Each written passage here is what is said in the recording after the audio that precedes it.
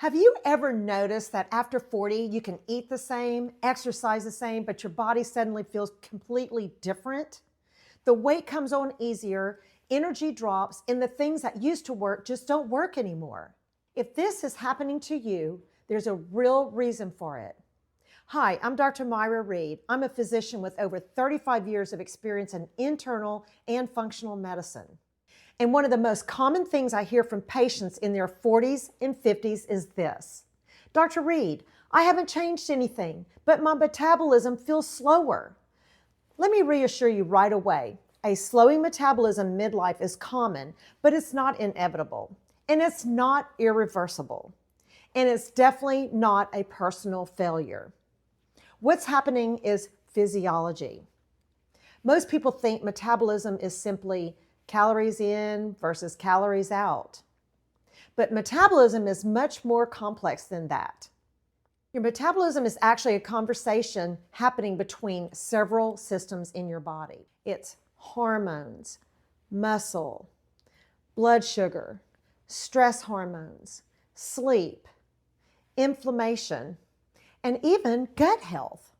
And in midlife, several of these symptoms begin shifting at the same time. When that happens, metabolism listens. One of the biggest drivers of metabolic change in midlife is hormones.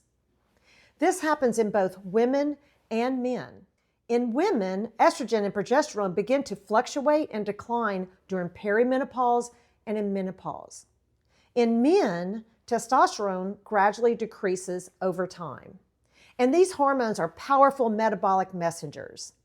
They influence how your body burns fuel, how easily you build muscle, where fat is stored, how hungry you feel, and how stable your energy is throughout the day. So when hormones shift, metabolism shifts with them. Another factor is muscle mass. And starting in our 30s and 40s, we naturally begin losing muscle if we're not actively supporting it. Muscle is metabolically active tissue. It burns energy even when you're resting. So when muscle decreases, your baseline metabolic rate decreases too.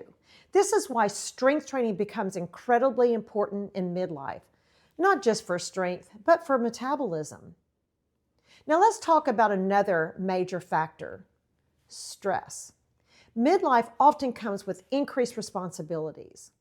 Careers, raising children, caring for aging parents, financial pressure, emotional load. All of this can keep stress hormones elevated. When cortisol stays high for long periods of time, it can slow thyroid function, increase fat storage, especially around that midsection, and make weight loss feel nearly impossible.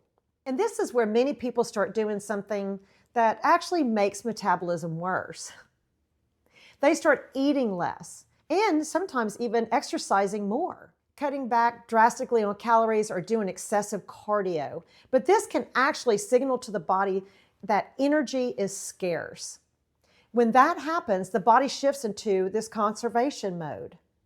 Metabolism slows further, stress hormones increase, muscle loss accelerates, and the cycle just keeps continuing. Metabolism does not respond well to punishment. It responds to support. Another important factor is blood sugar stability. As we age, our blood sugar regulation often becomes less stable. Spikes and crashes just don't affect our weight.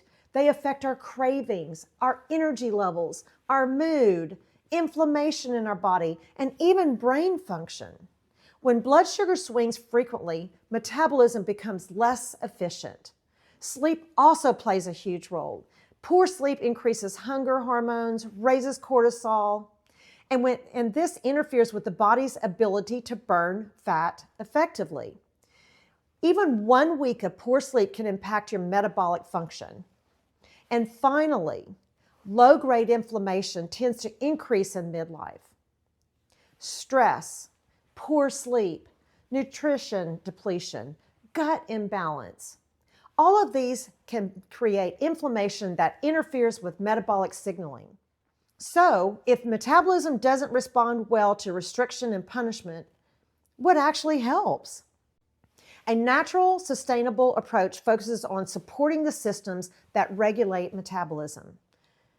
So this means like supporting your hormone balance, preserving and building that muscle through strength training, stabilizing blood sugar with balanced nutrition and balanced meals, prioritizing sleep and recovery, reducing that chronic stress and supporting your gut health, plus lowering any kind of inflammation in your body. And when these foundations improve, metabolism often becomes more responsive again, sometimes dramatically. Here's the most important message I want you to take away from today. Midlife metabolic changes are not failure. They are feedback. And your body is adapting and is asking for a different kind of care than it needed before. Midlife is not the beginning of decline. In many ways, it's the beginning of working with your physiology more intelligently. And when you do, your metabolism can begin working with you again. If you found this video helpful, I share weekly videos about metabolism, hormones, brain health, toxins, and longevity. Make sure you subscribe to this channel so you don't miss the next videos in this series.